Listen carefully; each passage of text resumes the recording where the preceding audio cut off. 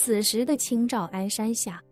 叶晨依旧没有做出放弃此行的决定。如果就这么走了，确实会心有不甘。可是林婉儿分析的也不无道理，有人煞费苦心只为提醒自己，自己若是还一意孤行，未免有些太过自负。想到自负二字，叶晨忽然意识到自己现在的实力在未知面前其实还差得远。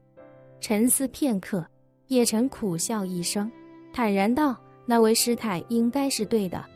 我的实力连吴飞燕都不如，不该过于自负。而且那师太能知道你我的信息及动向，想来自然不是一般人。说着，叶晨看着林婉儿认真道：林小姐比我聪明，许多问题比我想得深，也比我看得透。既然你也劝我停下，那我还是听人劝，吃饱饭就此转身回金陵吧。紧张的林婉儿终于松了口气，她生怕叶晨轴脾气上来，不管别人说什么都抱着一个目标绝不动摇。现在叶晨松口要回去，她自然如释重负。于是她如一个高情商的女孩哄自己不成熟的男朋友一般，挽着他的胳膊笑着说道：公子今日虽止步于此，但并非永远止步于此，只是这次先到这里，回去好好休整，准备充分之后，等一个更好的时机再来一次。专家不是常说吗？这叫战略性撤退。叶晨难免有些颓丧地说道：撤退就是撤退，哪还有什么战略性撤退的说法？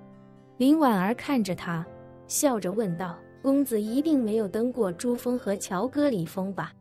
叶晨点点头道：没登过。你呢？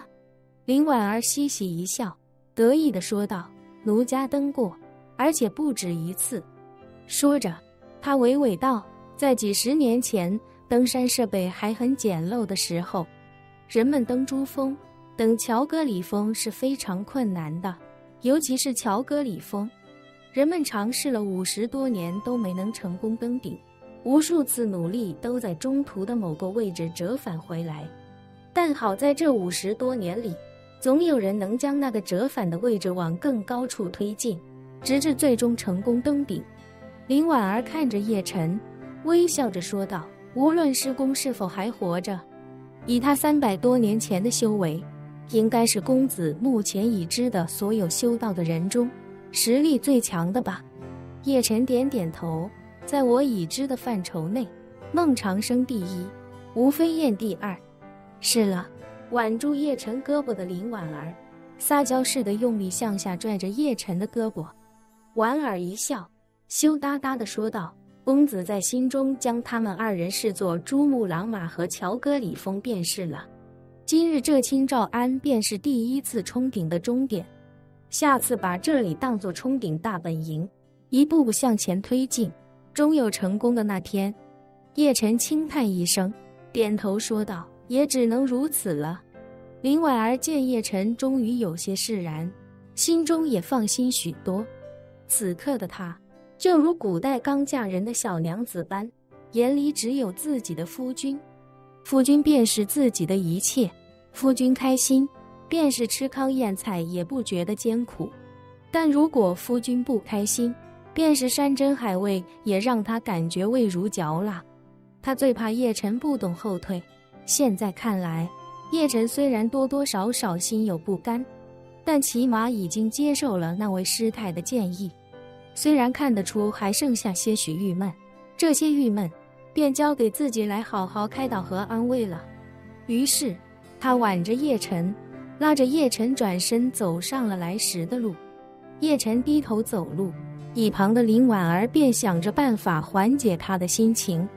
一脸期待地问他：公子觉得普茶之母这2天有没有长大，有没有长出更多的叶子？叶晨随口道：应该会长大一些吧，至于叶子，多抽个3-5片嫩芽应该也问题不大。林婉儿笑着说道：那回去之后，奴家就把新抽出来的嫩芽摘下来，杀了青后给公子泡了尝一尝。叶晨好奇地问道：普洱茶的制作工艺不是很麻烦吗？处理完之后还要储存发酵吧？林婉儿笑道：其实杀青之后就可以喝了，只是少了那份发酵的味道，但也别有一番清新柔和的风味。一般来说，只有新鲜摘下的茶叶立刻进行杀青才好，对新鲜度和时间要求比较苛刻，所以绝大多数人没机会品尝。叶晨笑着问他：你不是很宝贵普茶之母那点叶子的吗？怎么这会儿这么大方了？林婉儿羞涩一笑，柔声道：普茶之母生命力那么旺盛，摘一点应该没什么问题，这不是公子的原话吗？叶晨知道林婉儿是想哄自己开心，但自己倒也不至于一直为这件事困扰，于是便笑着说道：普茶之母的叶子还是让它好好长着吧，摘得多了你怕是要睡不着了。林婉儿摇头认真道：只要公子开心，奴家没什么舍不得。叶晨会心一笑，微微点了点头。他知道林婉儿的心意，心里也有些感动，总觉得一个大老爷们还要一个小姑娘转圈围着哄，实在也有些丢脸，于是便对她说道：对了，林小姐，吴飞燕短时间内应该不敢再触碰华夏了，未来一段时间肯定不会有什么风险，你接下来有什么打算？林婉儿见叶晨已经岔开话题，于是便笑着说道：奴家打算回学校读书，不过到时候办个走读，每天紫金山庄照顾普茶之母，另外就是可能需要让老邱准备一架飞机，周末就去滇南二郎山，把那里的茶园打理好。叶晨笑道：那肯定很忙啊。林婉儿点点头，认真道：忙一忙更好，其实奴家很多年没这么忙了，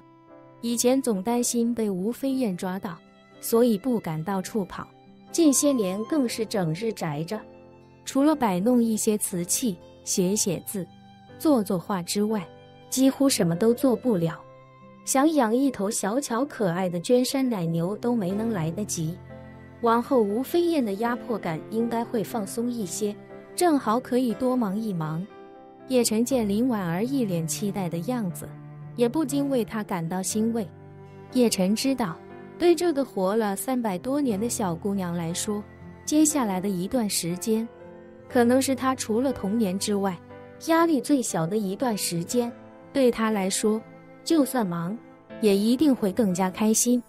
想到这里，他觉得这次来滇南倒也不算白跑一趟，心情也更缓解了几分。